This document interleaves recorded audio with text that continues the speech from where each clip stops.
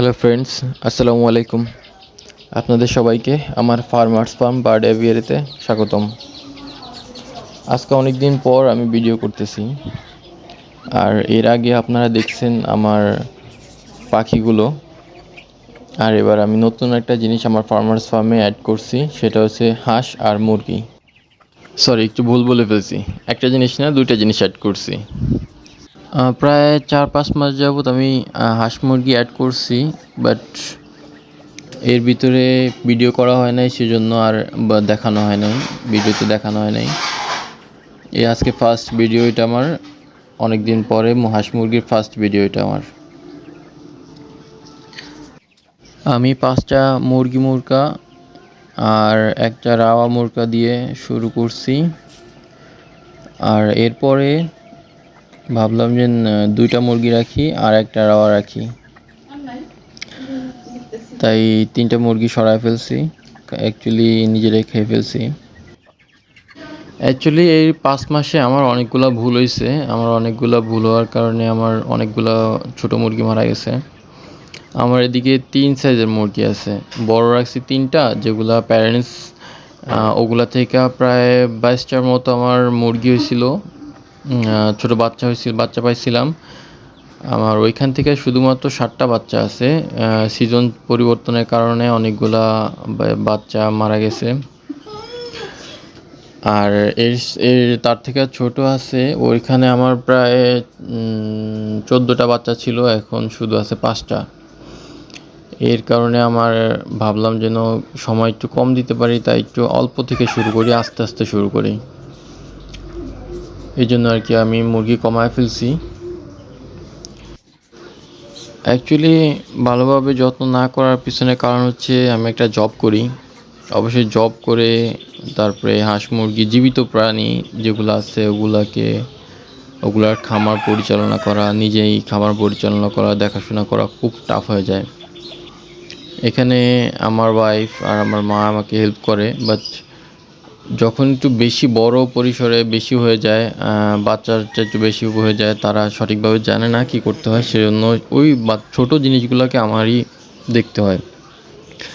এই জন্য যেহেতু সারাদিন বাইরেই থাকা হয়, এই জন্য একটু দেখাশোনা একটু সমস্যা হয়, তাই আর কি কমায় ফেলছি। দেখি ইনশাল্লাহ এর জন্য ভালো ব্যবস্থা নিয়ে ইনশাল্লাহ এটা বাড়াবো। অ্যাকচুয়ালি প্রথমে ভাবছিলাম যে আবদ্ধ অবস্থা পালন করব, সেজন্য একটা ঘর বানানোর জন্য চাইছিলাম। তারপরে ভাবলাম না, এতে অনেক ঝামেলা, অনেক কেয়ার করতে হয়, বারবার খাবার দিতে হয়, অনেক ঝামেলা। তারপর ভাবলাম যে পুরো ছায়রা পালবো, তাতেও ঝামেলা, যে কুকুরে ধরে, তারপর মানুষের ঝামেলা হয়, মানুষের বাসায় গিয়ে মুরগি পায়খানা করে, ময়লা করে, অনেক ঝামেলা হয়। সেজন্য আদা ছাড়া পদ্ধতি ব্যবস্থা নিলাম। এর জন্য আবার হাঁসের জন্য আলাদা ব্যবস্থা নিতে হয়েছে, যে একটা পানি জমার একটা গর্ত করা লাগছে। এটুকুই একটু ঝামেলা হয়েছে, এছাড়া ভালো আছে। মুরগি প্রাকৃতিক খাবারটা পাইতেছে, কিছু খাবার আমরাও দিতেছি, প্রাকৃতিকভাবে থাকতে পারতেছে, প্রাকৃতিকভাবে বড় হইতে পারতেছে। এই জন্য এই পদ্ধতিটা আমার বেস্ট মনে হয়েছে, আদা ছাড়া পদ্ধতি। তাই এই পদ্ধতিটা আমার বেশি ভালো লাগছে।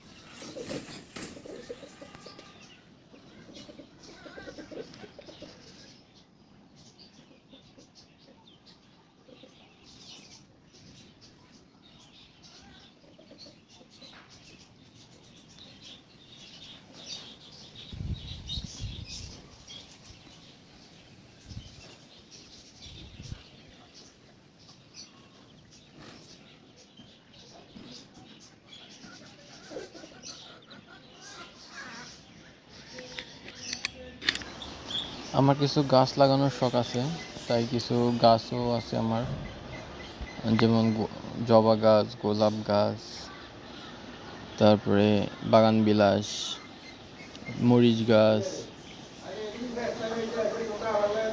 এছাড়া আরও অনেক গাছ আছে।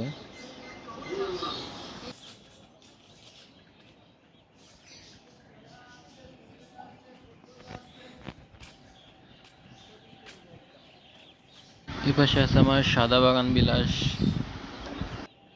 দুইটা বেলি ফুল গাছ, তারপরে হচ্ছে কমলা কালার জবা গাছ। আসসালামু আলাইকুম। এই তো আছি আলহামদুলিল্লাহ। এইটাও আমি বাগানটা জাল দিয়ে আটকে রাখছি, কারণ মুরগি নষ্ট করে ফেলে, বড় মুরগি নষ্ট করে ফেলে। এটা আছে হাসনায়না গাছ। গাছপালা নিয়ে আরেকদিন কথা বলবো, আরেকদিন একটা ভিডিও করব। তাহলে আজকে এই পর্যন্ত। আল্লাহ হাফেজ।